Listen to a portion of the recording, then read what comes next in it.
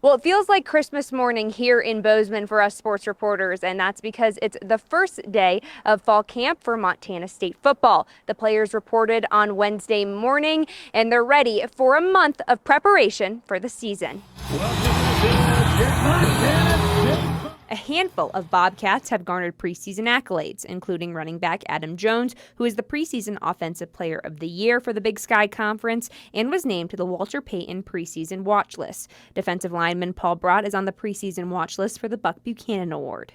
It is kind of a reflection of our last year's team and the work that those guys put in, and so much of that wasn't me. I mean, we had so much talent around me, and that really helped me out. So I think that really speaks to what last year's team was, and kind of just motivates me to go out there and do it all again. So We call it taco truck because you can have a special up there one day and then they can just wipe it off. So I try not to think about it and just focus on my game, because if I get too caught up in that and play bad, I'm not going to get any of them. Something critical to the program over the past years is the development of players, the ones waiting in the wings, who transition into bigger roles later in their career and have successfully filled gaps the team lost to the portal and graduation. We would rather look within our roster at who our next guy is than to someone else's roster.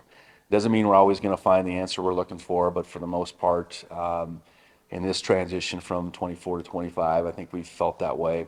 You know, guys continuing to chase a higher level is what we've been about. And I think on top of that, you know, recruiting guys that have this capacity for development is a big piece to it. So it's a philosophy that we're committed to. And it's not to say we haven't had some transfers really come in and provide key moments, and grow within our program. Despite the large departing senior class, the culture remained as the program looks to build on both the success of last season while learning from falling short in the championship game. We lost a lot of key senior leaders, like everybody brings up. We've lost a lot of key senior leaders, and I think that on my end, that means there's work for me to do to continue to step up as a leader.